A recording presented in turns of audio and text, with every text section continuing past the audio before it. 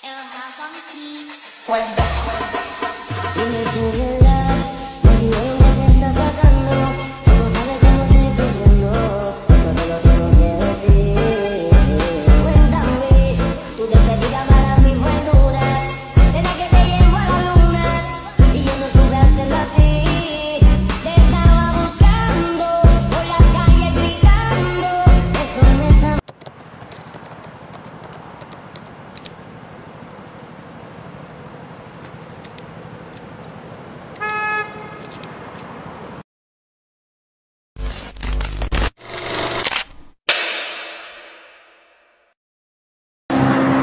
Selamat pagi rekan-rekan semua. Pagi. Terima kasih telah hadir di diskusi pada hari ini.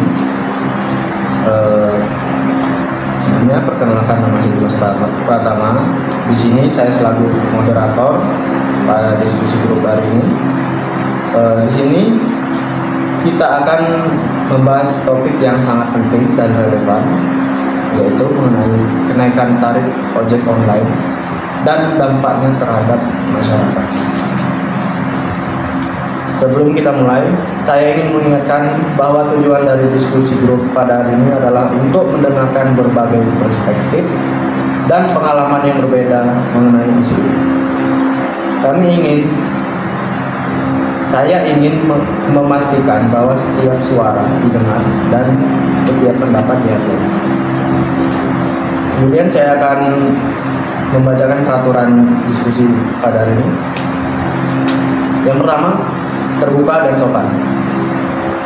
Silahkan sampaikan pendapat Anda masing-masing dengan sopan. Kita di sini untuk belajar dari satu sama lain. Selanjutnya, menghormati waktu. Saya akan mempersingkat setiap pembicaraan agar semua peserta memiliki kesempatan untuk berbicara. Jika perlu, saya akan mengingatkan Anda saat waktu Anda berhabis. Satu pembicara pada satu waktu. Untuk menjaga ketertiban, mohon pastikan bahwa hanya satu orang yang berbicara pada satu waktu. Jika Anda ingin berbicara, angkat tangan, dan saya akan memberikan kesempatan kepada Anda. Kemudian fokus pada topik. Mari kita fokus pada tema diskusi. Jika yang ingin Anda mendakwakan atau mengalihkan topik, kita akan mencatatnya untuk diskusi di lain waktu. Kemudian diskusi ini bersifat terbuka. Tetapi mari kita jaga kerahasiaan pendapat masing-masing. Apa yang dibahas di sini sebaiknya tidak dibawa keluar dari forum. Kemudian jalannya acara, terutama ada pembukaan. Di sini saya akan mengawali dengan menjelaskan latar belakang dari tujuan diskusi grup ini. Kemudian pemaparan pendapat. Setelah itu, setiap peserta akan memiliki kesempatan untuk menyampaikan pendapat mengenai dampak kenaikan tarif ojek online. Saya akan memanggil nama peserta secara bergiliran. Kemudian diskusi terbuka.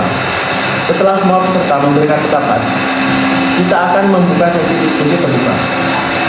Disinilah Anda dapat saling bertanya dan memberikan tanggapan. Selanjutnya kesimpulan. Kesimpulan ini letaknya di akhir sesi. Kita akan merangkum poin-poin penting yang dibahas dan menarik kesimpulan bersama. Baik, sebelum kita memulai, alangkah baiknya kita perkenalkan diri masing-masing. Yang dimulai dari Anda. Baik, sebelumnya perkenalkan, nama saya Aldi Bupati dari mahasiswa Teknik Sipil sebagai notulen. Baik, saya kenalkan, nama saya Adelina Sapitri, saya sebagai mahasiswa ekonomi. Baik, perkenalkan, nama saya Adela Windaria dari mahasiswa psikologi. Perkenalkan, nama saya Yusika Fitria dari mahasiswa hukum. Baik, sebelum kita memulai pendapat pada hari ini, alangkah baiknya kita mendengarkan studi kasus yang akan dibacakan oleh rekan saya, Adi Rifati, sebagai notulen. Baik, sebelumnya izin mengambil waktu. Saya akan menceritakan tentang studi kasus kenaikan tarif ojek online. Kementerian Perhubungan berencana untuk meningkatkan tarif batas bawah ojek online untuk menyejahterakan pengemudi. Kendati demikian, Ekonomi Universitas Indonesia, Fitra Istiadi, mengatakan kenaikan tarif ojek online yang diwawancarakan oleh Kementerian Perhubungan tidak masuk akal. Sebagai informasi, tim 10 rumus aturan ojek online mengusulkan skema tarif batas bawah 3.100 per kilometer. Angka ini meningkatkan dari angka rata-rata tarif bahwa sebesar 2.200. Alih-alih meningkatkan pendapat, Fitra memprediksi konsumen akan memulai berhenti menggunakan ojek online. Survei dari riset menunjukkan 71.012% responder keberatan apabila tarif ojol dinaikkan menjadi 3.100. Oleh karena itu, riset memprediksi penurunan jumlah pemesanan hingga 71.012%. Fitra mengatakan survei ini menunjukkan keengganan konsumen untuk membayar tambahan biaya ojek online. Alhasil, Fitra menyarankan agar pemerintah melakukan kajian-kajian terkait willingness to pay seseorang konsumen sebelum menaikkan tarif. Menurutnya, kenaikan tarif juga tidak akan berdampak lama terhadap kenaikan pendapat. Menurutnya, kenaikan pendapat hanya akan terasa pada 1 bulan hingga 2 bulan setelah itu. Ia memprediksi konsumen akan meninggalkan ojek online untuk mencari alternatif transportasi baru untuk meningkatkan pendapatan pengemudi, tidak hanya melalui peningkatan tarif. Selain pemberian bonus penggunaan BIK, data juga dianggap penting untuk membaca zona padat penumpang. Hal ini bisa dianggap meningkatkan efektivitas kinerja mitra. Itu saja studi kasus yang dapat saya bacakan. Saya alihkan kepada moderator. Baik, terima kasih Aldi.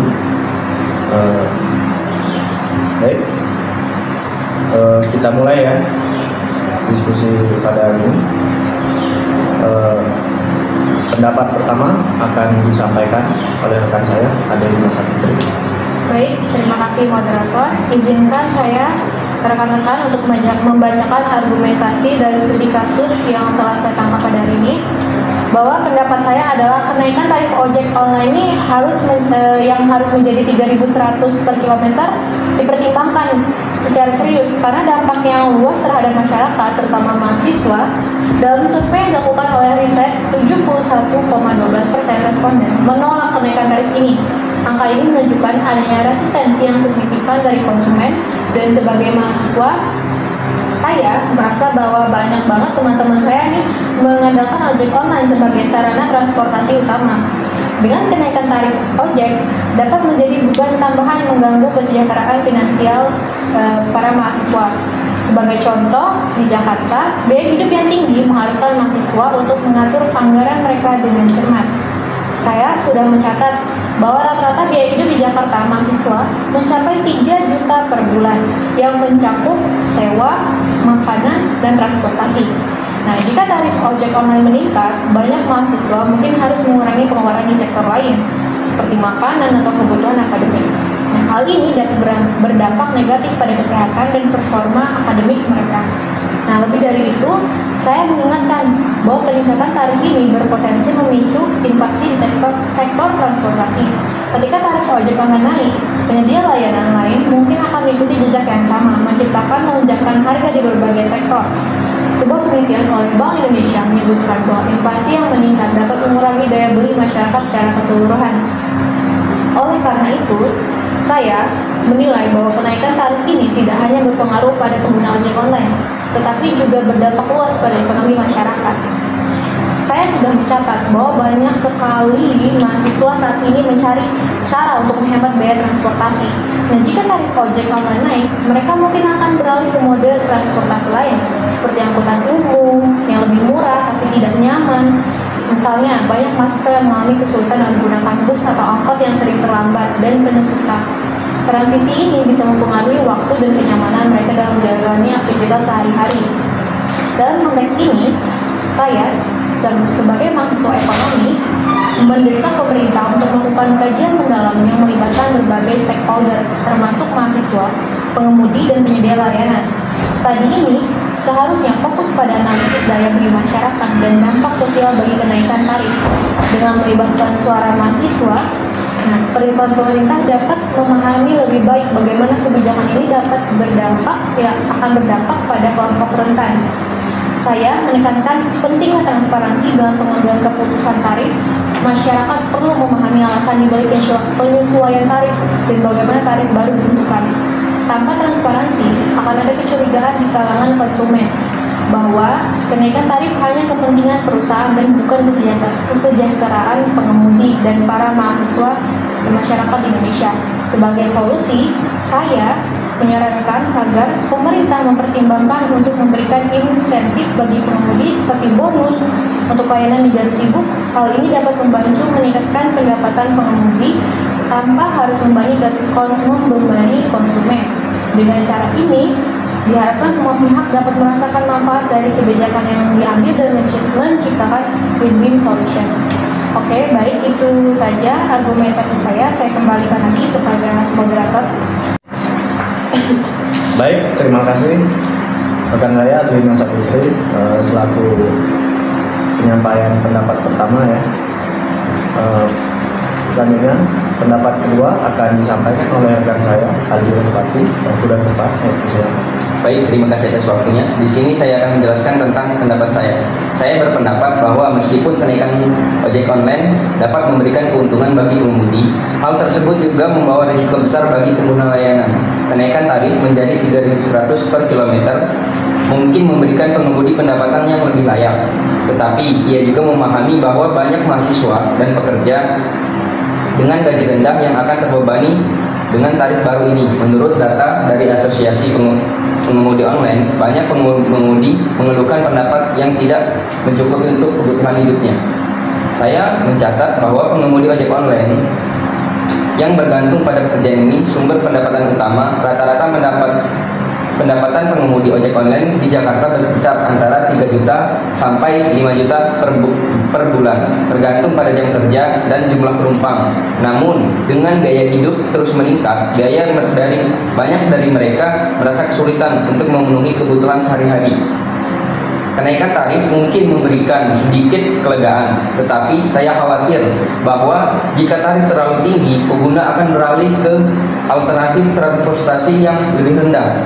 Lebih lanjut, saya mengingatkan bahwa kualitas layanan juga menjadi faktor penting yang mempengaruhi keputusan konsumen. Jika tarif naik tetapi kualitas pelayanan tetap rendah, pelanggan akan merasa kecewa dan mungkin memilih untuk mencari alternatif lain. Riset menunjukkan bahwa kepuasan pelanggan sangat dipengaruhi oleh kualitas layanan yang diberikan oleh konsumen untuk penting bagi perusahaan ojek. Untuk tidak fokus pada penetapan tarif, tetapi juga pada peningkatan kualitas layanan. Saya percaya bahwa solusi yang lebih berkelanjutan harus fokus pada efisiensi operasional. Misalnya, perusahaan bisa menggunakan teknologi untuk mengoptimalkan rute dan waktu kerja pengemudi. Dengan analisis data yang tepat, perusahaan dapat membantu pengemudi mendapatkan lebih banyak penumpang di jam-jam sibuk tanpa harus menaikkan tarif. Ini juga bisa mencakup penggunaan aplikasi yang membantu pengemudi menghindari kemacetan dan menghindari efisiensi perjalanan. Ia juga mencatat bahwa banyak mahasiswa menggunakan ojek online banyak untuk perjalanan ke kampus, tetapi untuk kebutuhan sehari-hari lainnya seperti berbelanja atau berpergian ke pasar, jika tarif meningkat, mereka mungkin harus mengurangi frekuensi penggunaan layanan ini yang dapat berdampak pada pendapatan pengemudi secara keseluruhan. Karyawan dan mahasiswa perlu memiliki akses yang terjangkau terhadap layanan transportasi untuk menjaga mobilitas mereka.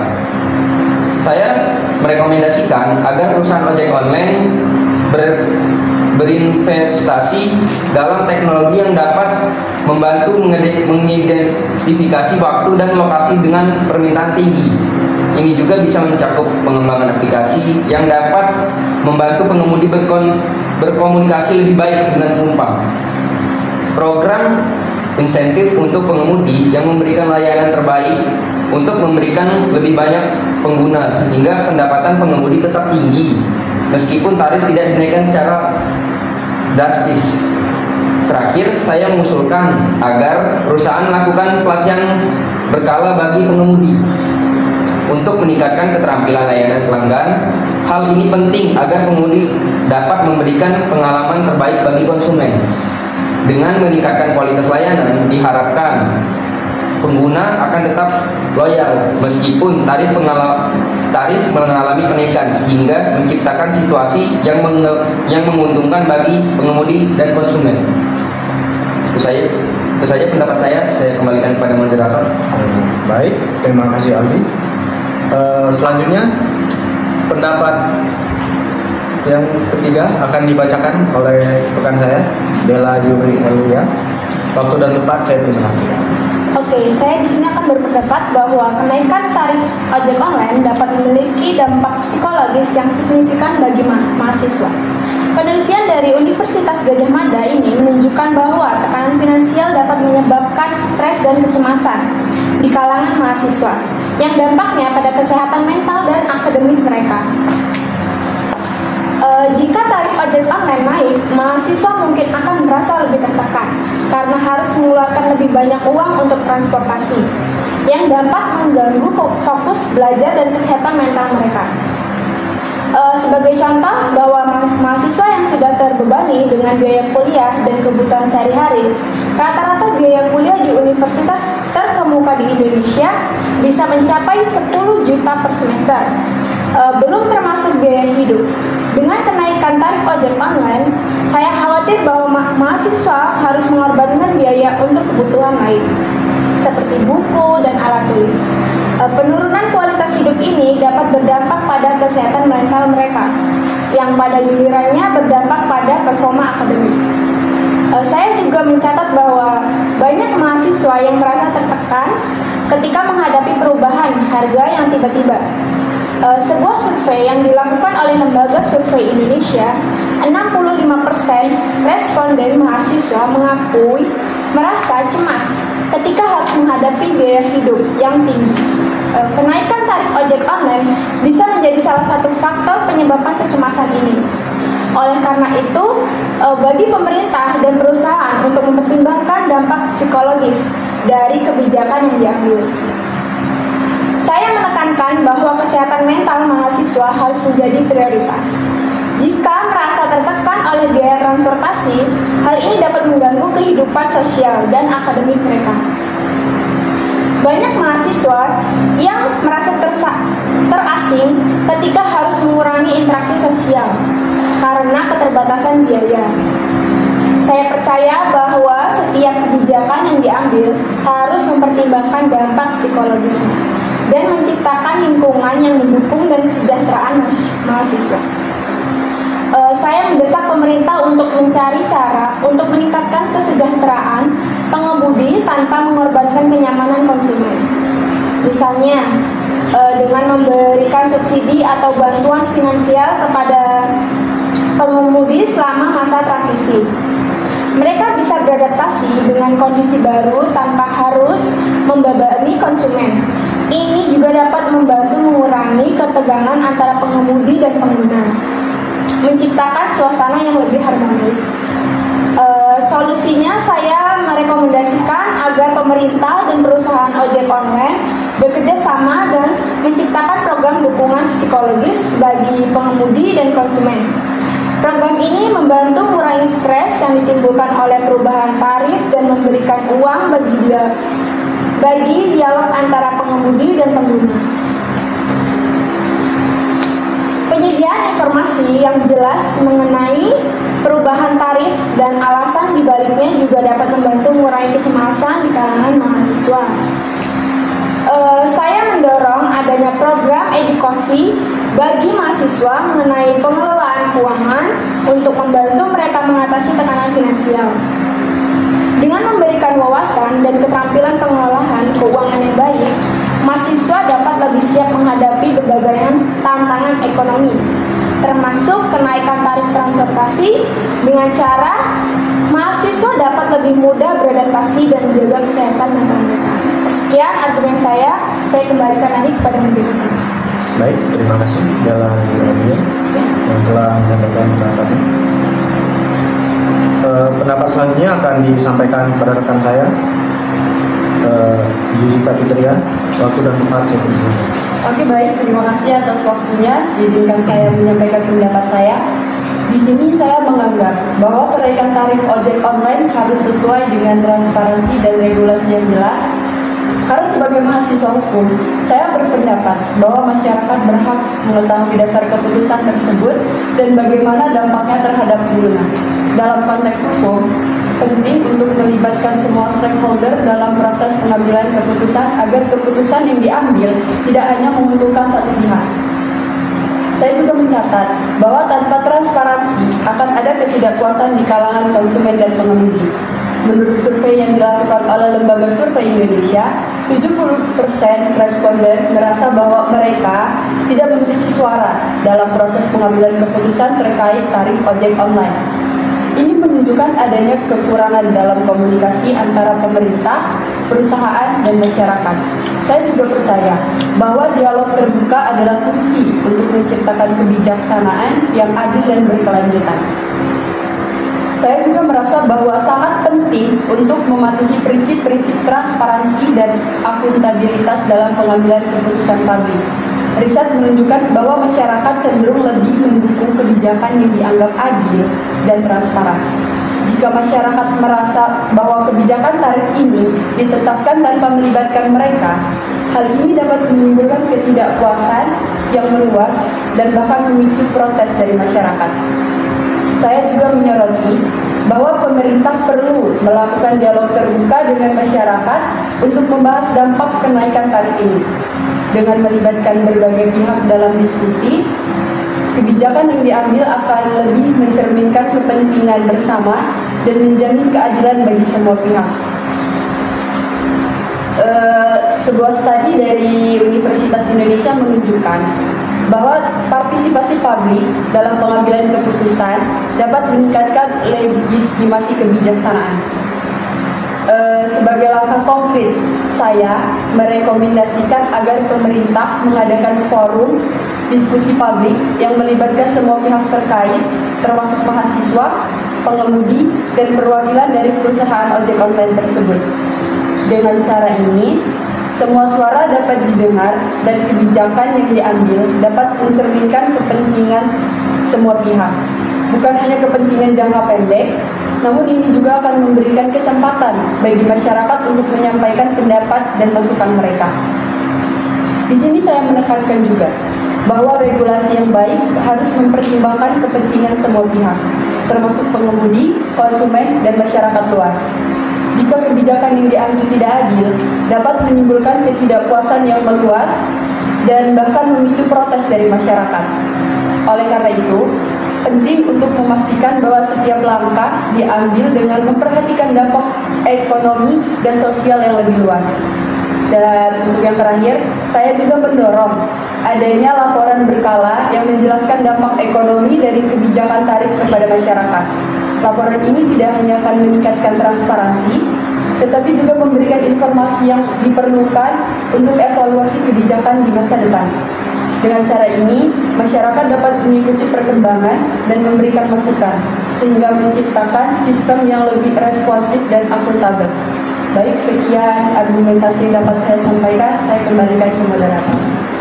Baik, terima kasih rekan-rekan semua ya yang telah menyampaikan pendapatnya masing-masing. Seperti yang saya katakan tadi, setelah kita penyampaian pendapat masing-masing di sini, di sesi selanjutnya kita akan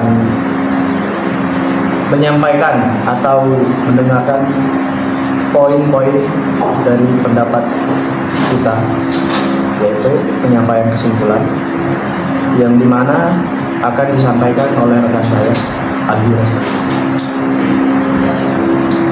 Baik, di sini saya akan menyampaikan kesimpulan secara keseluruhan. Topik tarif ojek online menjadi 3.100 per kilometer, memunculkan berbagai pandangan yang saling melengkapi, meskipun argumen yang mendukung kenaikan tarif sebagai cara untuk meningkatkan kesejahteraan pengemudi, kekhawatiran terhadap dampak negatif pada konsumen, khususnya mahasiswa, tidak dapat diabaikan. Kenaikan tarif ini berpotensi meningkatkan beban finansial pada pengguna dan menciptakan stres yang berdampak pada kesehatan mental. Oleh karena itu, penting bagi pemerintah dan penyedia layanan untuk melakukan kajian mendalam yang melibatkan semua stakeholder termasuk mahasiswa, pengemudi, dan masyarakat umum. Solusi yang diusulkan seperti insentif bagi pengemudi, peningkatan kualitas layanan, program dukungan psikologis, dan transparansi dalam pengambilan keputusan harus dipertimbangkan secara serius dengan pendekatan yang holistik dan partisipatif. Diharapkan kebijakan yang diambil dapat menciptakan keseimbangan antara kepentingan pengemudi dan konsumen, serta menjamin kesejahteraan masyarakat secara keseluruhan. Itu saja kesimpulan yang dapat saya sampaikan. Apabila ada salah kata saya mohon maaf. Saya kembalikan kepada moderator. Baik, ya, saya ucapkan sekali lagi terima kasih kepada rekan-rekan semua yang dimana sudah hadir, dan terima kasih atas partisipasi aktif rekan-rekan semua di diskusi ini. Tentunya diskusi ini sangat penting untuk memahami dampak dari kebijakan yang ada, dan untuk mencari solusi yang lebih baik ke depannya. Mari kita saling mendukung dan menciptakan dialog yang konstruktif. Baik, saya Dimas Pratama selaku moderator, saya ucapkan terima kasih. Terima kasih. Terima kasih. One is the loneliest number that you'll ever do. Two can be as bad as one. It's the loneliest number since the number one.